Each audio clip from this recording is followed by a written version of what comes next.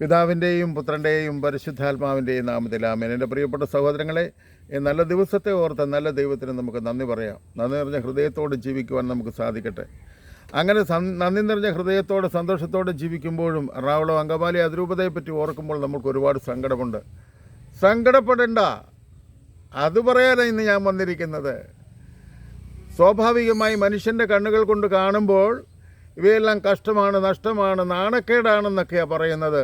എന്നാൽ നീ മനസ്സിലാക്കിക്കൊള്ളുക, എല്ലാ നാണക്കേടിൻ്റെയും അപ്പുറത്ത് ഉദ്ധാനം ചെയ്തൊരു കർത്താവ് നമുക്കുണ്ട്. അവനിലാണ് നമ്മുടെ പ്രത്യാശ.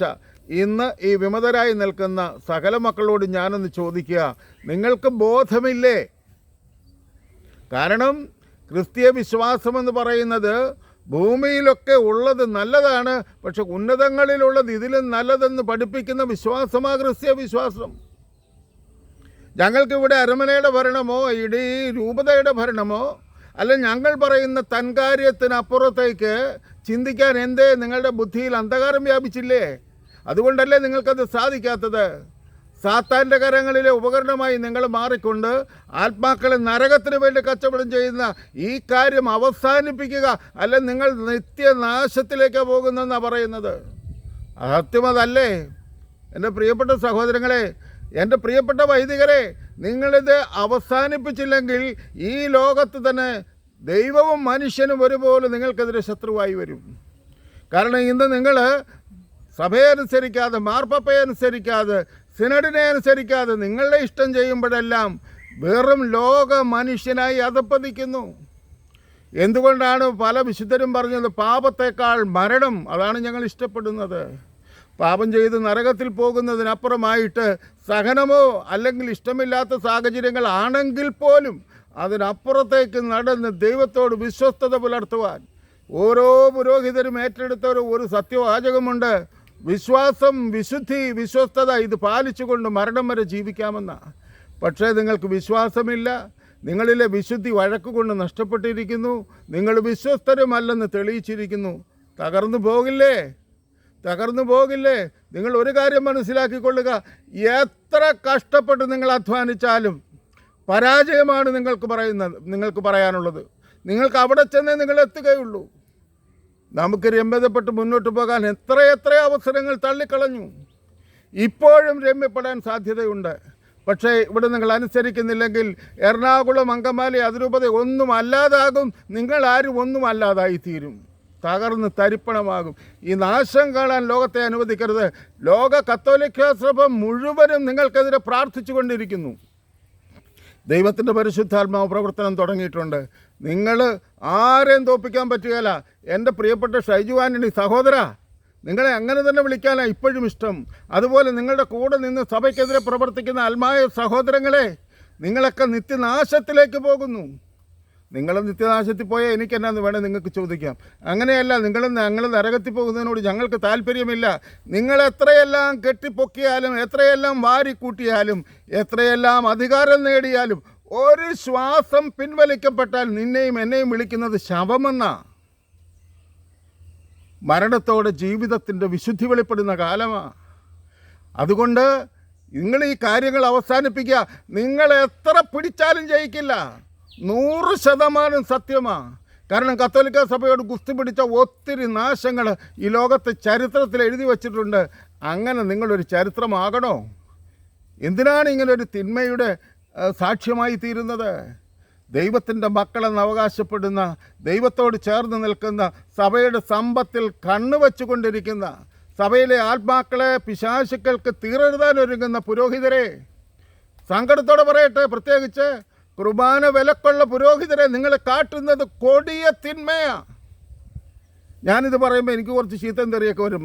നെവർ മൈൻഡ്, ഒരിക്കലും അത് മൈൻഡ് ചെയ്യുന്നില്ല. കാരണം ഇത് സ്വാഭാവികമാണ്. യേശു ക്രിസ്തു ദൈവവചനം പ്രസംഗിച്ച് രോഗശാന്തിയൊക്കെ കൊടുത്തപ്പോൾ അന്നത്തെ ജനവും പറഞ്ഞ് ഇവൻ ബസേബൂൾസിനെ കൊണ്ടാണ് ഈ അത്ഭുതമൊക്കെ കാണിക്കുന്നതെന്ന് പറഞ്ഞപ്പോൾ തമ്പുരാൻ അതാ കിട്ടിയെങ്കിൽ പിന്നെ ഒരു സാധാരണ പാവപ്പെട്ട എനിക്കെന്നാ കിട്ടുന്നത്? എനിക്ക് ചീത്തവിളിയും മകളൊക്കെ കിട്ടത്തുള്ളൂ.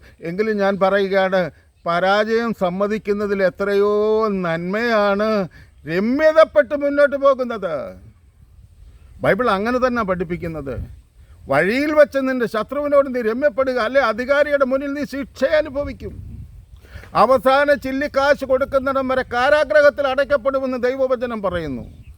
പ്രിയപ്പെട്ട സഹോദരങ്ങളെ, സങ്കടത്തോടെ പറയുക, വേദനയോടെ പറയുക, നിങ്ങൾ ഈ തിന്മ അവസാനിപ്പിക്കുക. ഇത് അവസാനിപ്പിക്കാൻ വലിയ പാടാണ്. കാരണം എന്നതിനെ ഒരു പരിധിക്കപ്പുറത്ത് ഈ വെള്ളത്തിൽ പോയാൽ നീന്തിക്കറാൻ എളുപ്പം, അല്ലെ ആരെങ്കിലും ചാടി രക്ഷപ്പെടുത്തും. പക്ഷേ ആഴക്കടലിൽ പോയാൽ ആര് രക്ഷിക്കും? ഇപ്പോൾ ആഴക്കടലിലാണ് കിടക്കുന്നത്. ദൈവമുണ്ട് കേട്ടോ, ദൈവമുണ്ട്, രക്ഷയൊരുക്കാൻ ദൈവമുണ്ട്. ഒന്ന് അനുദപിച്ചാൽ മതി.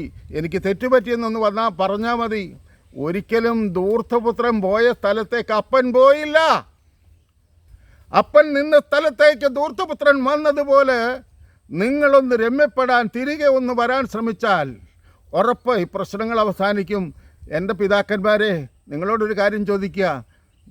പല കാര്യങ്ങളും ചോദിക്കാൻ പാടില്ലാത്ത പോലും ഞാൻ നിങ്ങളോട് ചോദിച്ചു. ഞാൻ ചോദിക്കട്ടെ, നിങ്ങൾക്ക് നിത്യരക്ഷയെപ്പറ്റി ബോധമില്ലേ? നിങ്ങൾക്ക് നിത്യരക്ഷ വേണ്ടേ? ഞങ്ങളെയൊക്കെ സ്വർഗത്തിൽ കൊണ്ട് ചെന്ന് എത്തിക്കാമെന്ന് പറഞ്ഞ് ദൈവിക അധികാരം ഏറ്റെടുത്ത നിങ്ങൾ എതിർ സാക്ഷ്യം ഞങ്ങൾക്ക് മുൻപിൽ കാണിക്കുമ്പോൾ ദൈവം നിങ്ങളെ വിടുമോ? സത്യം, ഞങ്ങൾ സ്വർഗത്തിൽ പോയിരിക്കും. സ്വർഗമാണ് ലക്ഷ്യം, വേറെ കാര്യമൊന്നും ഇല്ലെന്നേ. ഞങ്ങളുടെ അവസാന ലക്ഷ്യം സ്വർഗമാണ്. അത് ഞങ്ങൾ പ്രാപിച്ചിരിക്കും. അതിനുവേണ്ടി ഞങ്ങൾ ജീവിച്ചിരിക്കും. സഭയെ വെല്ലുവിളിക്കുന്ന ഒരുവനെയും അനുസരിക്കില്ല, അംഗീകരിക്കില്ല. ദൈവത്തെ മാത്രം അനുസരിച്ചുകൊണ്ട്, സഭയുടെ നേതൃത്വത്തെ അംഗീകരിച്ചുകൊണ്ടും ജീവിക്കും. മാർപ്പാപ്പയെയും കർദിനാളന്മാരെയും പരിശുദ്ധ സഭയും അനുസരിച്ച് മാത്രമേ ജീവിക്കുകയുള്ളൂ.